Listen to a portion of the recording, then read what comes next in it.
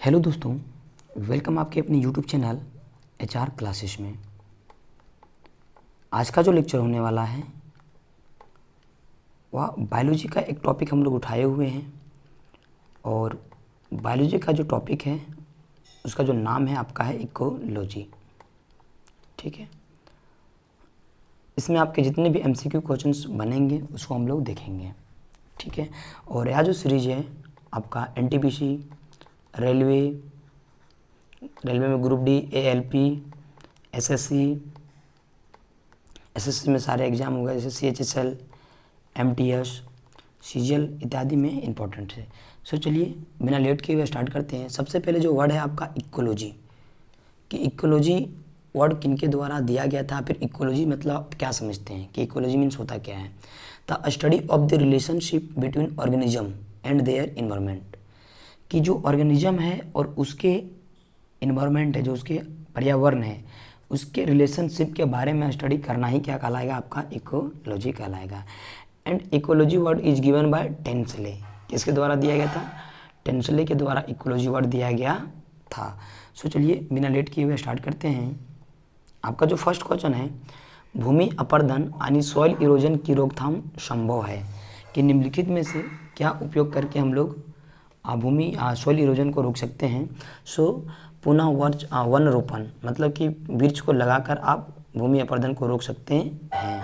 आपका जो second question है आपका, कि सूर्य के प्रकाश से परावैंगनी विकिरण की क्रिया से क्या उत्पन्न होता है, कि सूर्य के प्रकाश से परावैंगनी विकिरण की क्रिया से क्या उत्पन्न होता है। सो आपका ओजोन उत्पन्न होता है। So option B will be right answer, ozone.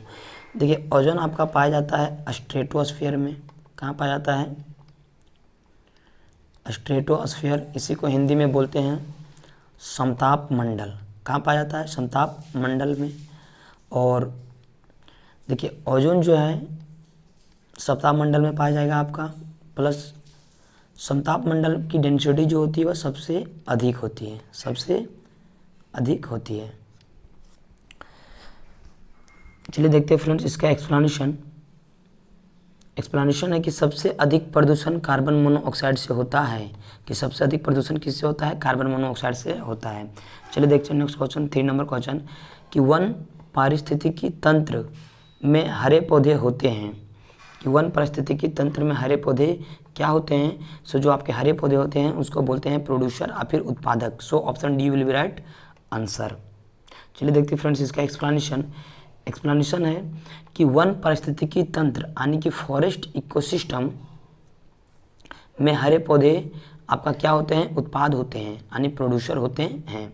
वैसे उपभोक्ता जो उत्पाद से सीधे भोजन प्राप्त करते हैं मूल्य या फिर प्राथमिक उपभोक्ता कहते हैं, यानी जो उत्पाद से डायरेक्ट आपका भोजन प्राप्त करेगा उसे क्या बोलेंगे, प्राइमरी कंज्यूमर। जैसे घास खाने वाले जानवर, बकरी, खरगोश, गाय, हिरन, जनरली प्राइमरी कंज्यूमर में आपके आते हैं शाकाहारी जानवर। क्या आते हैं, शाकाहारी जानवर। प्राइमरी कंज्यूमर में आपके क्या आते हैं, शाकाहारी जानवर आते हैं। मृत उत्पादक एवं उपभोक्ता को सरल पदार्थों में अपघटित करने वाले जीव को क्या बोलते हैं, अपघटक बोलते हैं, यानी कंपोजर बोलते हैं, जिसका एग्जाम्पल हो गया बैक्टीरिया और फंगई। ठीक है, देखते फ्रेंड नेक्स्ट क्वेश्चन आपका जो 4 नंबर क्वेश्चन है, कि जीवों तथा वातावरण के पारस्परिक संबंधों के अध्ययन को क्या बोलते हैं। सो उसको बोलते हैं ecology. So option B will be right answer. चलिए देखते फ्रेंड्स इसका एक्सप्लेनेशन। किसी क्षेत्र विशेष के जैविक घटक एवं अजैविक घटक के संबंध को इकोतंत्र बोलते हैं, कि कोई क्षेत्र विशेष में जो भी आपके जैविक घटक हैं, जो भी आपके लिविंग थिंग हैं और जो भी आपके नॉन लिविंग थिंग है उसके बारे में स्टडी करना क्या कहलाएगा, आपका इकोसिस्टम कहलाएगा। बायोटिक फैक्टर के अंतर्गत सजीव, जीव जंतु, पेड़ पौधे आते हैं। बायोटिक फैक्टर में क्या आते हैं, आपके जो भी सजीव है, जैसे जीव जंतु हो गए, पेड़ पौधे हो गए हैं। और अबायोटिक फैक्टर में जैसे निर्जीव चीज हो गया, जैसे सूर्य हो गया, ताप हो गया, जल हो गया, वायु हो गया, इसमें सैंड भी हो सकता है, बालू वगैरह। एक देखिए एक वर्ड यहाँ पर आया है यूटिक्योलॉजी, केवल एक ही जाति के जीवों के अध्ययन को क्या कहते हैं, ओटिक्योलॉजी। हम एक है आपका वर्ड साइकोलॉजी किसी क्षेत्र विशेष में पूरे जीव जंतुओं के समुदाय के अध्ययन को क्या बोलते हैं? साइकोलॉजी। देखिए यहाँ पर बोला है कि पूरे जीव जंतु, मतलब सर इसमें अलग अलग जीव जंतु भी आ सकते हैं, लेकिन एयूटेक्योलॉजी में बोला है एक ही जाति के। अगर शेर है तो केवल शेर, अगर बिल्ली है तो केवल बिल्ली हो गया। समझ में आया? चलिए देखते हैं फ्रेंड्स नेक्स्ट क्वेश्चन। आपका नेक्स्ट क्वेश्चन जो है 5 नंबर क्वेश्चन है कि वायुमंडल में कार्बन डाइऑक्साइड की मात्रा लगभग है। सो वायुमंडल में कार्बन डाइऑक्साइड की मात्रा आपका कितना है? 0.03%। So option B will be right answer, 0.03%। ठीक है, देखिए कार्बन डाइऑक्साइड के कारण आपका ग्लोबल वार्मिंग हो रहा है, ग्लोबल वार्मिंग, जिसके कारण क्या हो रहा है कि जो भी तापमान है हमारे पृथ्वी का वह क्या हो रहा है? इंक्रीज हो रहा है ग्लोबल वार्मिंग के कारण। 6 नंबर क्वेश्चन है फ्रेंड्स कि अंतिम रूप में जैविक ऊर्जा किससे प्राप्त होती है? अब किससे प्राप्त होती है अंतिम रूप में जैविक ऊर्जा किससे प्राप्त होती है? सो एटीपी से। एटीपी का जो फुल फॉर्म होता है A for adenosine, T for tri और P for phosphate, adenosine tri phosphate. चलिए देखते हैं फ्रेंड्स क्वेश्चन नंबर 7। आपका क्वेश्चन नंबर 7 है कि किसी निश्चित क्षेत्र जैसे तालाब आदि में पौधे व जंतुओं के बीच पारस्परिक संबंध को क्या कहा जाता है? सो उसे बोलते हैं इकोसिस्टम या फिर पारिस्थितिकी तंत्र। And this word is given by Tansley. किसके द्वारा दिया गया था? टेंसले के द्वारा दिया गया है। देखिए इकोसिस्टम वर्ड एजी टेंसले के द्वारा 1935 में दिया गया था। कब दिया गया है? 1935 में एजी टेंसले के द्वारा इकोसिस्टम वर्ड दिया गया है। देखिए एक वर्ड है आपका बायोम। पृथ्वी या समुद्र के किसी ऐसे बड़े क्षेत्र को कहते हैं जिसके सभी भागों में मौसम, भूगोल और जीवों की समानता होती है। सिक्की बायोम में एक ही तरह के इकोसिस्टम होते हैं। तब एक क्वेश्चन यहाँ से भी पूछ सकता है कि किस बायोम में एक ही तरह के इकोसिस्टम होते हैं, तो वह कौन सा बायोम है? आपका सिक्की बायोम। चलिए देखते हैं फ्रेंड्स आपका नेक्स्ट क्वेश्चन। और नेक्स्ट क्वेश्चन जो है आपका क्वेश्चन नंबर 8 है। और क्वेश्चन नंबर 8 में पूछा है कि सूर्य की रोशनी से अल्ट्रावायलेट किरणें निकलती है जो उत्पादित करती है। तो सूर्य की रोशनी से जो भी आपका अल्ट्रावायलेट किरणें निकलती है वह आपका ओजोन को जनरेट करती है। और ओजोन आपका कहाँ पर पाया जाता है? समताप मंडल में। कहाँ पर पाया जाता है? समताप मंडल में। और समताप मंडल का डेंसिटी सबसे अधिक होता है। समताप मंडल का डेंसिटी सबसे अधिक होता है। प्लस समताप मंडल आपका जो भी वायुयान वगैरह है, हवाई जहाज वगैरह उड़ने के लिए समताप मंडल ही काफ़ी बेटर जगह है। यहाँ पर देखिए अल्ट्रावायलेट रे यानी कि पाराबैंगनी अल्ट्रावायलेट किरणें, यह आपका इलेक्ट्रोमैग्नेटिक वेव है, विद्युत चुंबकीय तरंगे हैं। और जानते हैं कि विद्युत चुंबकीय तरंगे को ट्रेवल करने के लिए यानी कि उसको एक जगह से दूसरी जगह जाने के लिए उसको कोई भी मीडियम की आवश्यकता नहीं पड़ती है। सो यूवी आपका क्या यानी कि अल्ट्रावायलेट रे जिसे बोलते हैं अल्ट्रावायलेट किरणें आपका इलेक्ट्रोमैग्नेटिक वेव है। और इलेक्ट्रोमैग्नेटिक वेव ट्रेवल करने के लिए उसकी कोई भी मीडियम की आवश्यकता नहीं पड़ती है। ठीक है, और जितने भी आपके इलेक्ट्रोमैग्नेटिक वेव हैं वह सभी के सभी 3 × 10⁸ मीटर पर सेकेंड वेलोसिटी से ट्रेवल करते हैं। कितना है? 3 × 10⁸ मीटर पर सेकेंड। सो चलिए देखते हैं फ्रेंड्स आपका next question. Next question 9 number question है कि एसिडिक रेन यानी कि अम्ल वर्षा का प्रमुख कारण क्या है? सो अम्ल वर्षा का जो प्रमुख कारण है कि वायु प्रदूषण द्वारा SO2 की मात्रा में वृद्धि। So option C will be right answer. देखिए एसिडिक रेन जो है इसका जो pH मान होता है वह 5.6 होता है। कितना होता है? 5.6। सो चलिए देखते हैं फ्रेंड्स इसका एक्सप्लेनेशन। इसका एक्सप्लेनेशन में है कि वायु प्रदूषण द्वारा SO2 की मात्रा वृद्धि होने से आपका अम्ल वर्षा यानी एसिडिक रेन होती है। वायु प्रदूषण द्वारा CO2 की मात्रा में वृद्धि जिससे आपका क्या होता है इनकी ग्रीन हरित प्रभाव यानी कि ग्रीन इफेक्ट होता है, जिसके कारण पृथ्वी के वायुमंडलीय तापमान में वृद्धि हो रहा है। यानी कि ग्रीन इफेक्ट जो है आपका वह किसके कारण हो रहा है? CO2 में इंक्रीमेंट के कारण। और इसके कारण इसमें टेम्परेचर भी जो है अर्थ का वह बढ़ रहा है। सो चलिए देखते हैं फ्रेंड्स आपका next question. Next question 10 number में है कि भारत में सॉइल इरोजन का सबसे गंभीर कारण क्या है, कि सॉइल इरोजन होने का मेन रीजन क्या है। सो भारत में जो वन का कटाव हो रहा है यही इसका मेन कारण है। So option D will be right answer. चलिए देखते हैं फ्रेंड्स इसका नेक्स्ट क्वेश्चन 11 नंबर, कि मृदा कण की सतह पर मजबूती से चिपकी पतली जल परत क्या कहलाती है। सो पतली जल परत जो कहलाती है आपका आर्द्रता जल कहलाती है। स्पेलिंग में इंग्लिश में बोलेंगे तो इसे हाइड्रोस्कोपिक वाटर बोलते हैं।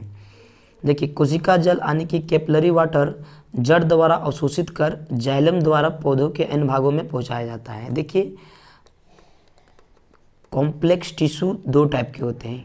कॉम्प्लेक्स टिश्यू कितने टाइप के होते हैं, दो टाइप। एक आपका हो गया जाइलम और एक हो गया आपका फाइलम। ठीक है, देखिए जाइलम जो होता है वह जल को कैरी करता है, मतलब जमीन से यानी अर्थ सरफेस से जल को एब्जॉर्व करके पेड़ के अलग अलग भागों में पहुंचाएगा। कौन सा टिश्यू, कौन सा ऊतक, जाइलम। और फाइलम क्या करता है, ये जो है फूड बनता है, वह फूड को अलग अलग पार्ट में यानी पेड़ पौधे द्वारा जो फूड बनाए जाते हैं ना, उसको पेड़ पौधे के अलग अलग भागों में पहुंचाने का काम कौन करते हैं, फ्लोएम। कौन करते हैं, फ्लोएम। ठीक है, चलिए देखते हैं फ्रेंड्स आपका नेक्स्ट क्वेश्चन 12 नंबर क्वेश्चन है आपका, जल क्रांति कहाँ होती है। तो जल क्रांति आपका चिकनी मिट्टी में होती है। सो ऑप्शन ये विल बी राइट आंसर, चिकनी मिट्टी। आपका नेक्स्ट क्वेश्चन है 13 नंबर, कि फूड चेन यानी खाद्य कड़ी में शाकाहारी होते हैं। सो प्राथमिक उपभोक्ता आपका फूड चेन में शाकाहारी होते हैं। आपका जो नेक्स्ट क्वेश्चन है दोस्तों 14 नंबर क्वेश्चन में देखिए पूछा गया है कि पादपों की मिट्टी से जल मिलता है, वह आपका कौन सा जल होता है। सो कैपिलरी वाटर होता है। So option C will be right option, capillary water. अब नेक्स्ट क्वेश्चन 15 नंबर क्वेश्चन है फ्रेंड्स, कि पादप जो चट्टानों की सतह पर उगते हैं यानी जो चट्टान पर उगने वाले पादप को क्या बोलते हैं, लिथोफाइट बोलते हैं। क्या बोलते हैं, लिथोफाइट। सो ऑप्शन ये विल बी राइट आंसर। इसका एक्सप्लेनेशन देख लेते हैं। चट्टानों की सतह पर उगने वाले पौधे को क्या बोलते हैं, लिथोफाइट बोलते हैं। देखिए बर्फ़ पर उगने वाले शैवालों को क्या बोलते हैं, क्रिप्टोफाइट बोलते हैं। यानी जो आपका आइस पर उगेगा उसको क्या बोलेंगे, क्रिप्टोफाइट। ठीक है, चलिए देखते हैं friends next question 16 number question है आपका, कि नदी तालाबों आदि में पाए जाने वाले जलीय हरे पौधों को क्या कहा जाता है। सो नदी तालाब वगैरह में जो हरे हरे पादप पाए जाते हैं, छोटे छोटे पौधे हरे हरे, उसको बोलते हैं शैवाल। So option B will be right answer, शैवाल। चलिए देखते हैं friends next question 17 number question है आपका, कि भोजन श्रृंखला का 10% सिद्धांत, कितने प्रतिशत, 10% सिद्धांत किसने दिया था। सो लिंडमान के द्वारा 10% सिद्धांत भोजन श्रृंखला में दिया गया है। So option C will be right answer, Lindeman. देखिए एक क्वेश्चन यहाँ पर दिया है रक्त परिसंचरण, मतलब कि ब्लड सर्कुलेशन। क्या, blood circulation. So blood circulation जो दिया गया था विलियम हार्वे, किनके द्वारा, विलियम हार्वे के द्वारा। रेडियम की खोज किसके द्वारा किया गया है, मैडम क्यूरी के द्वारा। एक आपका पूछा जाता है ब्लड ग्रुप, क्या पूछा जाता है, blood group. So blood group को जो डिस्कवर किया गया था, डिस्कवर किए थे वह कार्ल लैंडस्टीनर थे। इसको याद रखिएगा फ्रेंड्स, ये आपके एग्जाम के दृष्टिकोण से इंपॉर्टेंट है। चलिए देखते हैं फ्रेंड्स 18 नंबर क्वेश्चन में पूछा गया है कि दीमक लकड़ी का पाचन ऐसे एंजाइम की सहायता से करती है जो स्रावित होती है। मतलब जो आपके दीमक होते हैं ना, वह लकड़ी का श्रावण जिस एंजाइम से करते हैं, वह एंजाइम आपका कहाँ से स्रावित होती है। सो वह जो एंजाइम है आपका, वह एंजाइम जो है आपका सहजीवी प्रोटोजोआ द्वारा प्राप्त होती है। So option C will be right answer, सहजीवी प्रोटोजोआ द्वारा। चलिए देखते हैं फ्रेंड्स आपका नेक्स्ट क्वेश्चन 19 नंबर क्वेश्चन है आपका, कि सही जोड़े को मिलाइए। देखिए कॉस्मोलॉजी मतलब कि आप यूनिवर्स का अध्ययन करते हैं, पूरे ब्रह्मांड का अध्ययन करना क्या कहलाता है, कॉस्मोलॉजी। इकोलॉजी हो गया अपने अगल बगल वातावरण के बारे में अध्ययन करना, इकोलॉजी। सो पर्यावरण का अध्ययन करना क्या कहलाएगा, इकोलॉजी। मतलब ए का 3, देखिए ए का 3 आपका, ए का ऑप्शन क्या हो जाएगा 3 और बी का हो जाएगा 5। सो देखिए ए में आपका यहाँ पर 4 दिया, सो ऑप्शन ए कट जाएगा। ए में 2 दिया, सो ऑप्शन आपका बी कट जाएगा। ए में सी दिया, मतलब ऑप्शन सी हो सकता है, और ए में फिर आपका थर्ड दिया मतलब सी दिया हुआ, ऑप्शन ई हो सकता है और डी कट गया। उसके बाद बी का क्या है 5। सो देखिए सी नंबर में बी में 5 दिया है क्या, नहीं। सो बी में इसमें 5 दिया है, so option E will be right answer. Cosmology means ब्रह्मांड का अध्ययन, इकोलॉजी मीन्स पर्यावरण का अध्ययन, एंथोलॉजी मतलब कि पुष्पों का अध्ययन, पोमोलॉजी पके पके फूलों का अध्ययन, और न्यूरोलॉजी जो होता है वह नर्वस सिस्टम का अध्ययन और फिर स्नायु तंतुओं का अध्ययन। So option E will be right answer. चलिए देखते हैं friend next question. Next question जो है आपका 20 नंबर क्वेश्चन कि पर्यावरण किससे बनती है। सो पर्यावरण आपका बायोटिक फैक्टर से भी बनता है या बायोटिक फैक्टर से भी बनता है और फिजियोग्राफी यानी भू आकृति से भी बनता है। सो ऑप्शन तीनों होगा, ए भी हो सकता है, बी भी हो सकता है और सी भी। So option D will be right answer, उपयुक्त में से सभी। ठीक है, देखिए बायोटिक मतलब हो गया आपका लिविंग थिंग। क्या हो गया, लिविंग थिंग मतलब सजीव, जैसे जानवर वगैरह।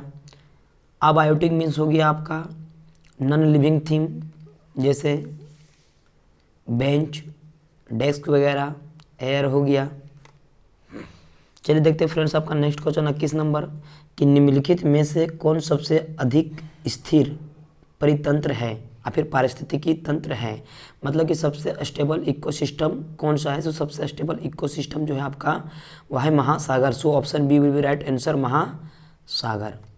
चलिए देखते हैं friend next question 22 number question.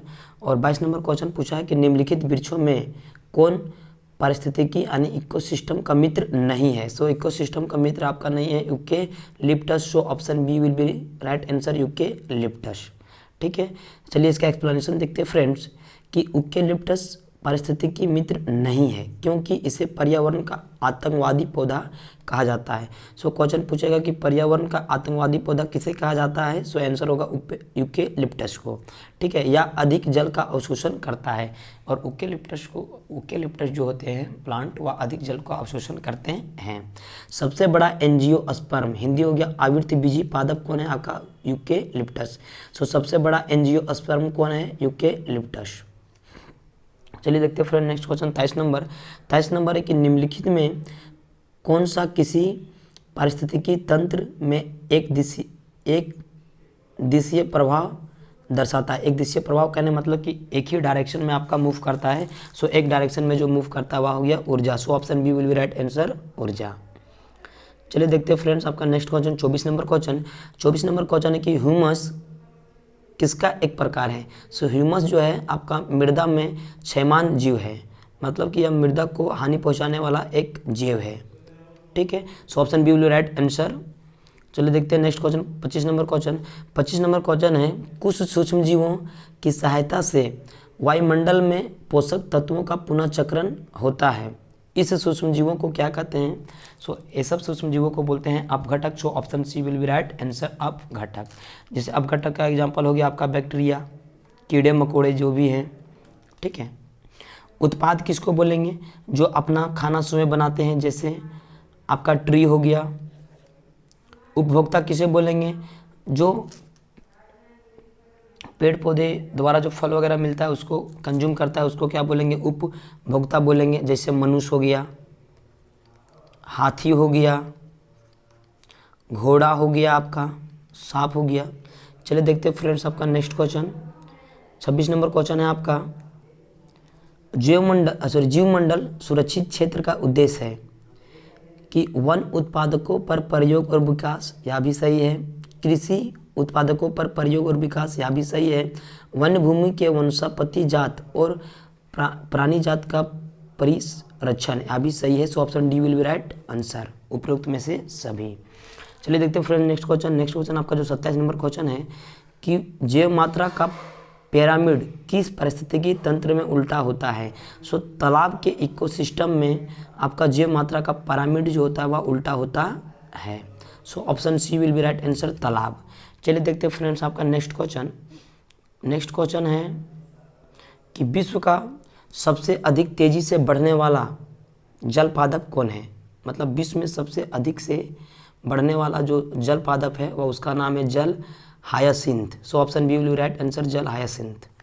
देखिए एक है आपका उट्रिकुलेरिया कौन सा प्लांट है आपका, कीटभक्षी प्लांट है। कैसा प्लांट है, कीटभक्षी प्लांट है, इन्हें ब्लेडवर्ट भी कहते हैं।